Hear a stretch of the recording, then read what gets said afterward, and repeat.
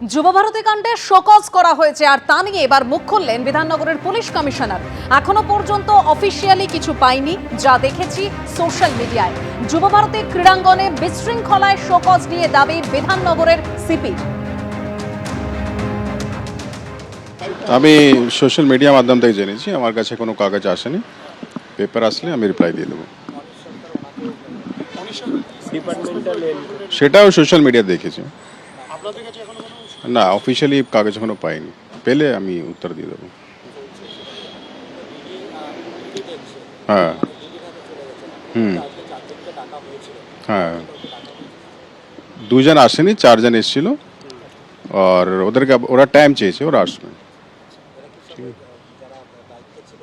মানে আয়োজককারী সংস্থার তারা চারজন এসছে আজকে, দুজন আসেনি, ওরা টাইম চেয়েছে, ওরা আসবে।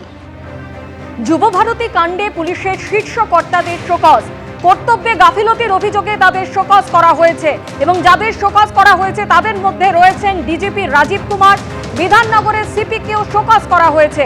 রাজ্য পুলিশের ডিজি রাজীব কুমারকে শোকজ করা হয়েছে। 24 ঘন্টার মধ্যে রাজীব কুমারের জবাব চাইল রাজ্য সরকার। অন্যদিকে বিধাননগরের পুলিশ কমিশনার মুকেশ কুমারেরও জবাব তলব করা হয়েছে। তদন্ত কমিটির রিপোর্ট অনুযায়ী রাজীব কুমারকে সরকারের শোকজ। বিধাননগরের ডিসিপি অনিশ সরকারের বিরুদ্ধে বিভাগীয় তদন্তের নির্দেশ। দায়িত্বে গাফিলতির অভিযোগে অনিশ সরকারের বিরুদ্ধে বিভাগীয় তদন্ত।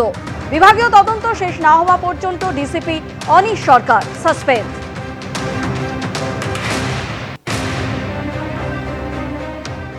রাজীব কুমারকে শোকজ করা হয়েছে। রাজীব কুমার কে? তার বিরুদ্ধে অভিযোগ যে মমতা ব্যানার্জির বিরুদ্ধে যেসব প্রমাণ ছিল চিটফান্ড কাণ্ডে সেগুলো তিনি লোপাট করেছেন। তো আপনারা কি মনে করছেন যে রাজীব কুমারের বিরুদ্ধে ব্যবস্থা নেওয়া হবে? যেহেতু মমতা ব্যানার্জির এতটাই মুখ পুড়েছে, অতএব খানিকটা হালকা করার জন্য শোকজ করেছেন। উত্তর দিয়ে দেবেন, সন্তুষ্ট হিসেবে ছেড়ে দেবেন। মুকেশ কুমার বলছেন তিনি মুর্শিদাবাদ জেলার এসপি ছিলেন, তিনি কি জাতীয় অফিসার শাসক দলের কতটা পাচাটা আমি নিজে অভিজ্ঞতা থেকে জানি। অতএব তার বিরুদ্ধে একই ব্যাপার হবে। অতএব এই দুটোতে কিছুই করা হয়নি। মাত্র যেটা হয়েছে যে ওখানে ডিসি যিনি চার্জে ছিলেন তাকে সাসপেন্ড করা হয়েছে, তার বিরুদ্ধে ডিসিপ্লিনারি প্রসিডিং শুরু করার কথা বলা হচ্ছে। তো হ্যাঁ, উনি কতদিন সাসপেন্ড থাকবেন, ডিসিপ্লিনারি প্রসিডিং হবে, ওনাকে দোষী পাওয়া যাবে না, উনি ছাড়া পেয়ে যাবেন। যুবভারতী কাণ্ডের তদন্তের জন্য 4 আইপিএস এর নেতৃত্বে বিশেষ তদন্তকারী দল গঠন করা হলো। জানে প্রশ্ন তুললেন শুভেন্দু অধিকারী, পুলিশে কিভাবে নিরপেক্ষভাবে তদন্ত করবে পুলিশের বিরুদ্ধে? যুবভারতী কাণ্ডে এসআইটি নিয়ে সরকারকে এভাবেই আক্রমণ করেছেন শুভেন্দু অধিকারী এবং জানিয়ে পাল্টা প্রশ্ন তুলছেন কুণাল ঘোষ। তদন্ত কমিটি গঠনের সঙ্গে সঙ্গে উপসংহারে পৌঁছে যাচ্ছে বিজেপি শাসিত রাজ্যে কি হয়, প্রশ্ন তুলেছেন কুণাল ঘোষ। যে পুলিশ নিয়ন্ত্রণ করতে ব্যর্থ হয়েছে সেই পশ্চিমবঙ্গ পুলিশের প্রতি কারো আস্থা নেই। কারণ শতদ্রুর সঙ্গে যদি মনোজ বার্মার ছবি প্রকাশ পায়, শতদ্রুর সঙ্গে যদি মুখ্যমন্ত্রীর ছবি প্রকাশ পায়, তার মাথায় যদি এত বড় বড় প্রভাবশালীদের আশীর্বাদ এবং হাত থাকে, সেক্ষেত্রে এই রাজ্য সরকারের মনোনীত 4 জন আইপিএস এর নেতৃত্বে যে সিট, তারা কখনোই নিরপেক্ষ তদন্ত করতে পারেন না। আমরা অসীম রায়ের নেতৃত্বে তৈরি হওয়া মমতা ব্যানার্জির মন গড়া কমিটি মানি না, তার সিট গঠনের সুপারিশ মানি না। পীযূষ পাণ্ডে সহ 4 আইপিএস অফিসার, যারা মূলত মমতা ব্যানার্জির দাবেদারি করা আইপিএস অফিসার, বিভিন্ন ইস্যুতে মমতা ব্যানার্জির হয়ে প্রেস কনফারেন্স করা থেকে অনিয়ম বেনিয়ম করা, এই লোকেদের দ্বারা, মমতার স্তাবকদের দ্বারা কোনো সিট নিরপেক্ষ তদন্ত করতে পারে না এবং অবিলম্বে চিটেড যুব সমাজের অর্থ যে কদিন গেল সুদসহ, এই 4-5 দিনের সুদসহ ফেরতের দাবি বিরোধী দলনেতা করছে। তদন্ত কমিটি ঘোষণার সঙ্গে সঙ্গেই বিজেপি কি করে উপসংহারে পৌঁছচ্ছে? এই তদন্ত কমিটিটাই তো বিজেপির রাজ্যগুলোয় গঠিত হয় না, সিপিএম এর সময় তৈরি হতো না।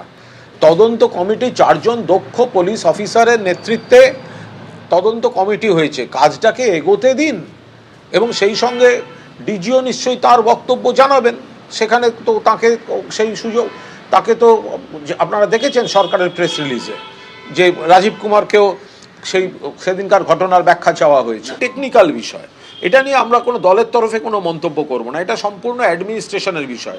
নির্দেশটা সরকারের, পুলিশ অ্যাডমিনিস্ট্রেশনের, এবং একদম প্রবল সদিচ্ছা দেখিয়ে রাজধর্ম পালন করে মুখ্যমন্ত্রী এই এসআইটি গঠন করে দিয়েছেন। যুবভারতী কাণ্ডে পুলিশের শীর্ষ কর্তাদের শোকজ এবং তার পরবর্তীতে 4 আইপিএস অফিসারের নেতৃত্বে তদন্ত কমিটি গঠন, যেখানে বিরোধীরা কটাক্ষ করছে এই বলে নিরপেক্ষ তদন্ত হবে তো। সুকান্ত মজুমদার কি বলছেন এবং পাল্টা কুণাল ঘোষের কি বক্তব্য শোনাবো। এগুলো সব হচ্ছে লোক দেখানো। যেহেতু মুখ্যমন্ত্রী ছবি তুলতে খুব ভালোবাসেন, আপনারা জানেন, সে চা বাগান হোক বা মেসির পাশে হোক, উনি তো ছবির সুযোগ কোথাও ছাড়েন না। তো ছবি তোলার সুযোগটা নষ্ট হয়ে গেছে ওনার।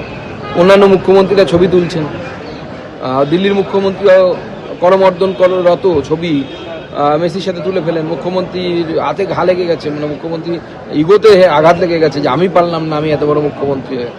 তো সেই জন্য এখন উনি এসব ফিকিরবন্দি করছেন পুরো ঘটনা থেকে চোখ ঘোরানোর জন্য। যদি ডিজিপি দায়ী হয় তাহলে পুলিশ মন্ত্রী দায়ী নয় কেন বলুন তো? ডিজিপি যদি দায়ী হয়, অর্থাৎ পুলিশের ব্যর্থতা যদি হয়, তাহলে সে পুলিশি ব্যর্থতার জন্য কি পুলিশ মন্ত্রী দায়ী হবেন না? তাহলে মুখ্যমন্ত্রীকেও তাহলে শোকজ করা উচিত। মুখ্যমন্ত্রীকে শোকজ কে করবে? যদি কুম্ভ মেলায়, তাহলে ওখানকার মুখ্যমন্ত্রী দায়ী নন কেন? ওখানে তো মৃত্যুর মিছিল, ওখানে তো মৃত্যুর মিছিল। উল্টে আমরা এখানে বলছি বিজেপি যাতে রাজনীতি করতে পারে সেই জন্য পরিকল্পিত বিশৃঙ্খলা করানো হয়েছে কিনা, কারণ একটা ছবির ফ্রেমই প্রমাণ করে দিচ্ছে যে ডাল মে কুচ কালা হ্যায়। কলকাতায় মেসিকে ঘিরে পুরো কেন্দ্রীয় বাহিনী এবং প্রাইভেট অর্গানাইজারদের ভাড়া করা সিকিউরিটি বাহিনী, যাতে মানুষ দেখতে পাচ্ছিলেন না মেসিকে। আর হায়দ্রাবাদ, মুম্বাই আর দিল্লিতে মেসির পাশে কোনো সিকিউরিটিই নেই, মানুষ পরিষ্কার দেখতে পেলেন। তাহলে কি এটার পেছনে কোনো উদ্দেশ্য প্রণোদিত প্লট ছিল? সেই জন্যই সুকান্তবাবুরা তার সুযোগ নিয়ে এই ধরনের কথা বলছেন। যুবভারতী কাণ্ডে একদিকে রাজ্য পুলিশের শীর্ষ কর্তাদের শোকজ, অন্যদিকে ক্রীড়ামন্ত্রীর পদ থেকে অরূপ বিশ্বাসের পদত্যাগ। তদন্ত শেষ না হওয়া পর্যন্ত অরূপ বিশ্বাসকে অব্যাহতি। অরূপ বিশ্বাসের পদত্যাগের ইচ্ছাকে মর্যাদা জানিয়ে অব্যাহতি দিলেন মুখ্যমন্ত্রী মমতা বন্দ্যোপাধ্যায়। তদন্ত চলাকালীন মুখ্যমন্ত্রী নিজের হাতেই রাখবেন ক্রীড়া দপ্তর।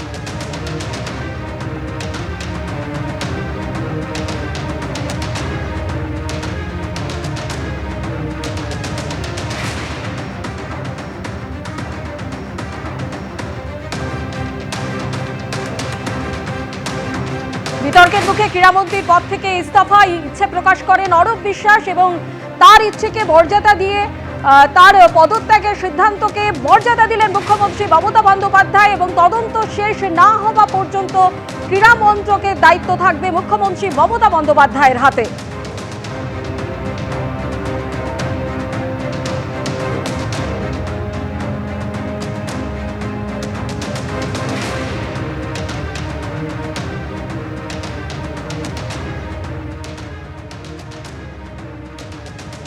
আর এই যে নতুন এসআইটি গঠন করা হয়েছে, দায়িত্ব পাওয়ার পরই আইপিএস পীযূষ পান্ডে যুবভারতী ক্রীড়াঙ্গনে পৌঁছে গেছেন।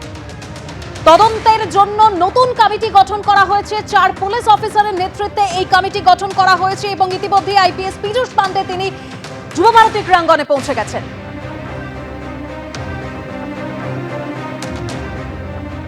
এবিপি আনন্দ, এগিয়ে থাকে, এগিয়ে রাখে।